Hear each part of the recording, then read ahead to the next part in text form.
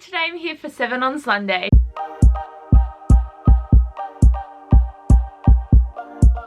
And I'm pretty sure you guys would know what this video is about, as I've been doing it for the past month on my channel, and I will leave all the links down below to Grace's original announcement video, her channel, and the Goodreads group. Basically, it's just a way for us to all talk about a certain theme every week and get to see each other's answers and responses, and it is a very exciting thing to be a part of because I feel like I've found so many new booktubers to watch just by watching their 7 on Sunday videos. So it has been a lot of fun and I've loved seeing everyone's ideas but also getting to talk about it myself. And this week's theme is going to be talking about underrated books, and it's really funny because I have done this topic a few times with my top 5 Tuesday thing that I used to do. For me, underrated books are always books that I just want more people to read, and it is really annoying because there are so many great books out there that people have never heard of or never picked up, or they're just sitting on their TBR, and these are the books that I want people to read. But if you have been subscribed to me for a while and have seen some of my previous videos I've done, some of these are going to be familiar to you, but I'm hoped that I have some new ones in here that people might not have heard of that they should definitely read, because my pile is a bunch of books that I just really enjoyed that I want more people to read so they can talk to me about them. First book is Rain the Earth by A.C. Gorgon. This is honestly one of my favorite books out there. It was my top book of like 2018. I think that was the year that I read this book. It definitely was 2018. And I'm so sad because this book is so underrated that we're not going to have the 3rd and 4th book published. So we only got Rain the Earth and Imprison the Sky, and I'm so sad because there is so much more this story has to tell, and there's so many more characters that we could have been introduced to,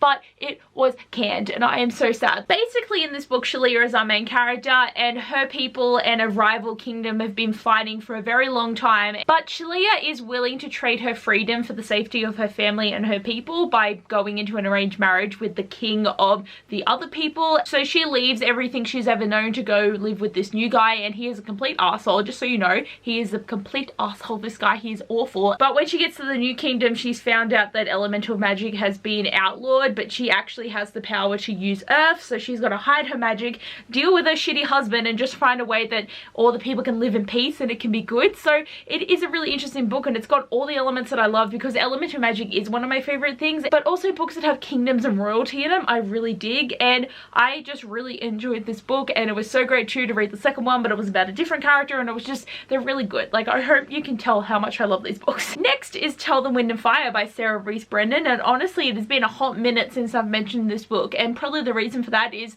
it's on a spot in my bookshelf where it's hard to get it out, so I have to put it back in there as well, which I feel like is going to be annoying. But this is a book that I picked up for one because I love the cover, but also it is a retelling of A Tale of Two Cities, and I actually didn't know the original story before going into this, so this was pretty much a new story for me. But it's got this whole idea of a city of dark and a city of light, and the main character was born in the city of the dark, but then she moves over to the city of light, and then like there's demons and monsters and crap going on, but it's got the main basis of the Tale of Two Cities stories. It is a pretty good book, and I just highly recommend for the fact that you only have to read the one book and then that's it, it's over. It's a standalone. That's why I love standalones so much. Next is Maybe in Another Life by Taylor Jenkins Reid, and you're probably thinking, why would you put this book on here? She's such a popular author, but everyone reads Daisy Jones and the Six or The Seven Husbands of Evelyn Hugo, but her first 4 books don't get the hype that they deserve, and this is honestly my favorite book from her. Like, yes, Seven Husbands of Evelyn Hugo is a great book, but this one is one that I really enjoy because it's got this whole sliding doors premise where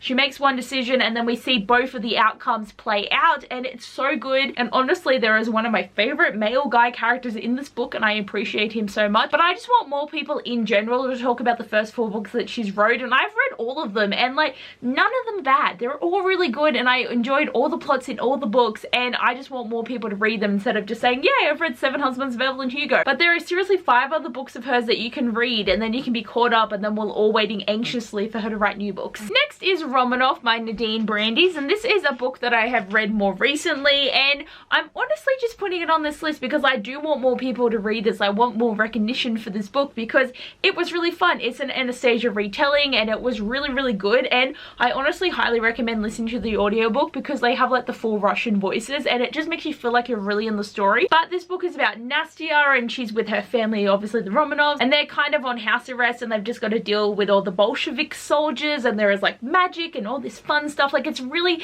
atmospheric. It was a really fun story, and I really highly recommend other people read this. And I also want to read the other book that she wrote, Fawkes, which is about Guy Fawkes.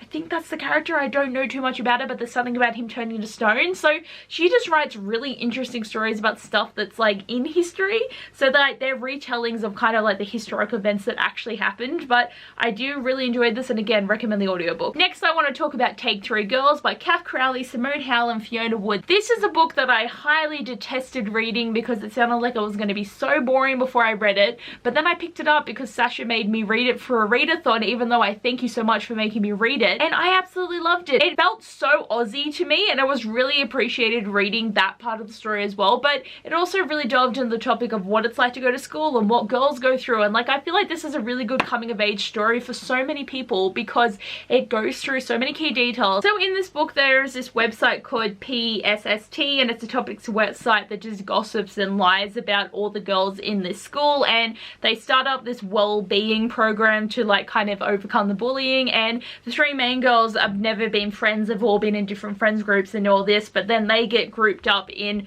the wellness program and they start to become close to each other. And then as the book goes along, we see more about the bullying and the way it affects people, and we learn more about the girls. And I just highly recommend it because it was just a really informative and good book. Next, I want to talk about Ironcast by Destiny Soria. So this is a book I actually picked up for a book club like years ago, and I had never heard of this book, but I bought it because I wanted to read it for the book club, and I'm so thankful that I did. I really enjoyed this. This is like a magical realism book, and it's set in like the 1920s. It's 1919, so I was pretty close. It's so got that 1920s jazz music vibe, pub, speakeasy kind of feel to it, and it was really fun. And it's about this nightclub where there's a lot of shady shit going on, and the two main characters are like totally awesome, and it's just about them having kind of like magical powers and trying to deal with all this kind of like stuff. And it's just the vibe, the whole theme and vibe of the story is what really drew me to it, and I want more people to read it because it's also got some diversity rep in this book as well, and it's just great. And the last book I want to mention today is Grace and Fury by Tracy Banghart. I just honestly don't see that many people talking about this book anymore. Like, when it first came out, there was hype and everything, but then there wasn't much anymore, and I have not read the sequel yet because online it's just really expensive, and I don't even know if it's really been published, and I want the cover that's going to match my book. But I really enjoyed this book, and I read it basically in a whole day because I was just so invested. Basically, in this book, Serena, who is the older sister, has been trained to be a Grace, who is like one of the king's like concubines kind of thing. But when it comes down to the choosing of the Graces, there is a bit of an altercation. Serena gets tried for a crime that Nomi has committed, and then Nomi gets the attention of the king, and she is taken in to be Grace in training. Basically, they're living the lives that are suited to the other one, both in different types of cages. They're both dealing with different type of shit, and it was just really interesting because they both thrived in these crazy environments, and I enjoyed it so much. Like, I really did enjoy Nomi's story, but I also enjoyed Serena's story, and I do need the next book because I need to know what's going to happen because it got so good at the end. Honestly, some of these I've read so long ago that I'm sitting here like, what was this book about? But yes, I really did enjoy this one. So all of these are my underrated books that I definitely want you guys to read if you haven't already. But I just really enjoyed them, and it's really fun when you do find a book that you really enjoy, but then it sucks if no one talks about it because no one else has read it. But anyway, guys, hopefully you enjoyed my video, and damn, it got dark as I was filming because I felt like I had enough time, but then I ran out of light. So if the quality of this video looks bad, that is why. But anyway, guys, thanks for watching. I hope you enjoy, and I'll see you guys next time. Bye!